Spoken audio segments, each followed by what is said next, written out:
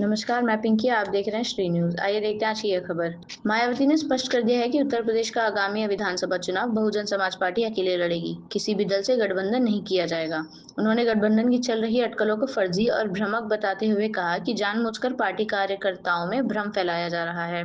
मायावती का कहना है कि बीएसपी अपने संगठन कैडर और जनाधार के दम पर चुनावी मैदान पर उतरेगी और पार्टी जमीनी स्तर पर मजबूत हो रही है।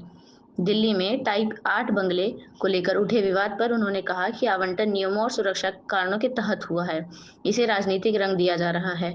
उन्होंने आरोप लगाया कि चुनाव नजदीक आते ही विरोधी दल बीएसपी को कमजोर करने की कोशिश कर रहे हैं, लेकिन पार्टी ऐसी साजिशों से घबराने वाली नहीं है। अब सवाल यह है कि क्या अकेले चुनाव लड़ने का फैसला यूपी की सियासत में नए समीकरण बनाएगा?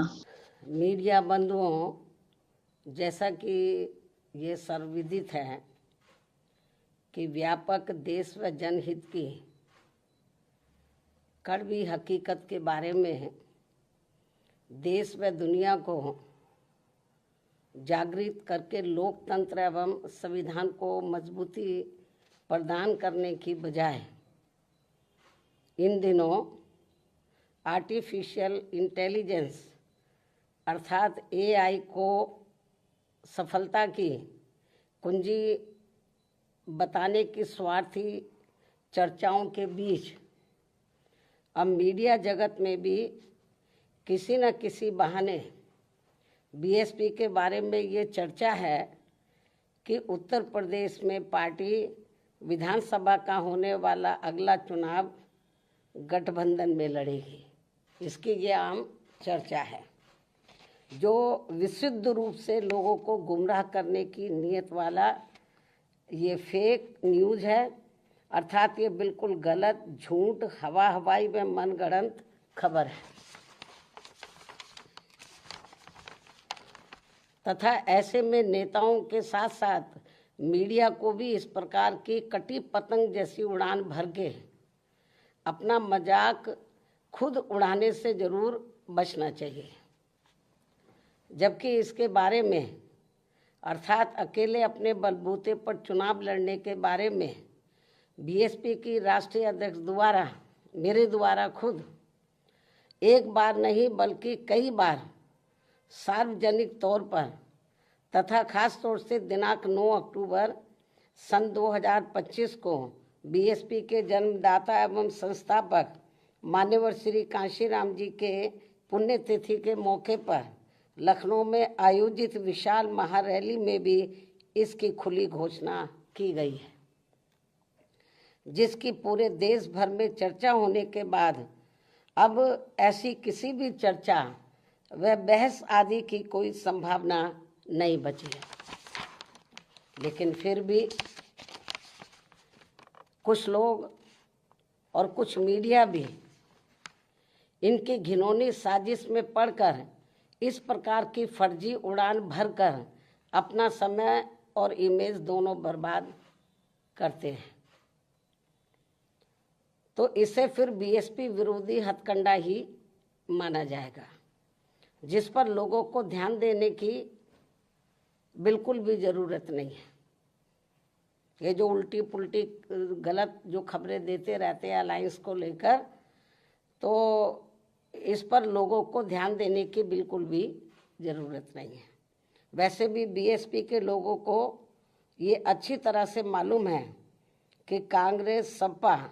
व भाजपा आदि इन पार्टियों की सोच संकीर्ण व परम पूज्य बाबा साहब डॉक्टर भीमराव अम्बेडकर विरोधी होने के कारण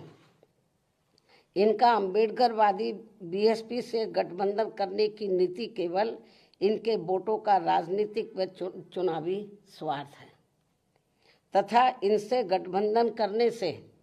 बीएसपी को केवल नुकसान ही नुकसान होता, फायदा नहीं। और इसलिए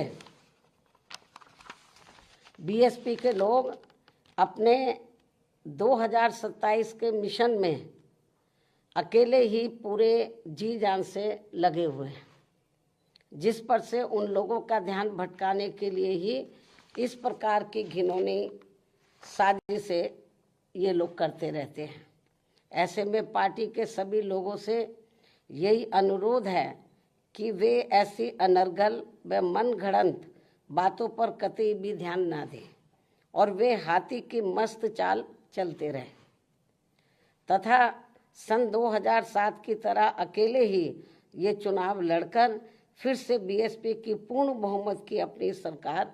जरूर बनाए। इसी प्रकार बीएसपी की राष्ट्रीय अध्यक्ष होने के साथ साथ विशेषकर सुरक्षा खतरों के मद्देनजर दिल्ली में पहले की तरह का टाइप 8 का नया बंगला काफी लंबे समय के बाद अभी हाल ही में अलॉट होने के बारे में भी जो गलत व गुमराह करने वाली बीएसपी को नुकसान पहुंचाने की बातें षड्यंत्र के तहत प्रचारित की जा रही है, उससे भी लोगों को अति सावधान रहने की जरूरत है। जबकि वर्तमान सरकार ने भी, यानी कि वर्तमान जो केंद्र में बीजेपी की सरकार है, जबकि वर्तमान सरकार ने भी टाइप 8 का बंगला मेरी सुरक्षा के हिसाब से अब सही अलॉट करने से पहले कई और भी बंगले अलॉट कर दिए थे जो सुरक्षा कारणों से नहीं लिया है, और यदि लिया भी था तो उसे कुछ ही समय के बाद ही छोड़ भी दिया था। तब फिर अंत में अब मुझे टाइप 8 का सही बंगला अलॉट किया गया है, जिसे मैंने स्वीकार भी कर लिया है, जिसको लेकर भी अब किस्म किस्म की गलत बातें प्रचारित की जा रही हैं, क्योंकि इस मामले में ये बात भी सर्वविदित है